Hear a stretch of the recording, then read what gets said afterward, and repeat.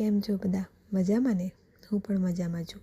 આજે અમદાવાદમાં મારો બીજો દિવસ છે અને જે કામ માટે અમે આવ્યા હતા ત્યાં જવા માટે નીકળી રહ્યા છે. રસ્તામાં પ્લેન અમને દેખાઈ ગયું તો અમે મારી છોકરીને બતાવવા માટે ત્યાં ઊભા રહી ગયા.